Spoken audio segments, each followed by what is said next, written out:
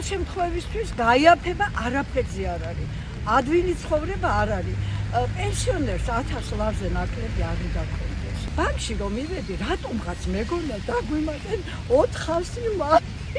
ვაიმე, რა ბედნიერი ვიყავი, იცი? აი ახლა ნამდვილად მეყოფ, ახლა ვიყოფინებ რა, ყოველ შემთხვევაში ახლა ჩვენ ასაკის ხალხს უკვე ტანსაცმელები, ფეხსაცმელები რაღაც გვანდა.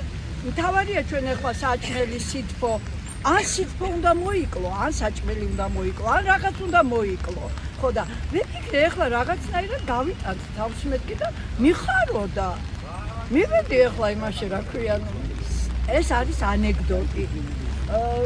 იმასან რა ქვია ოპერატორთან. ხო და ამოვყარე ბიჭო 495. აი 495. აი ის 5 ლარიც რაღა იყო.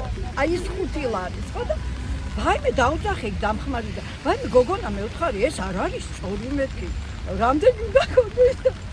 1000-მდე. გამგიჟდი გოგო გაჩიჩინებულ ქაბატონო არაო 40 და 20 ლარია მომატებული. მე იქ ისტერიკა მithara მე იქ მაგენი წევლე არადარა დამალოციე თავი რატომ აწყევლინებ თავი რატომ საქართველოში ხელი ვერ უნდა ვიყიდო ჩვენ უკვე ხორცი აღარა ლაპარაკი